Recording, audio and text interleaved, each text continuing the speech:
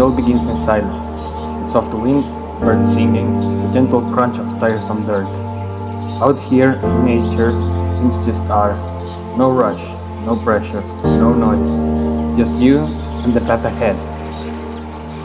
In moments like this, you remember everything is connected.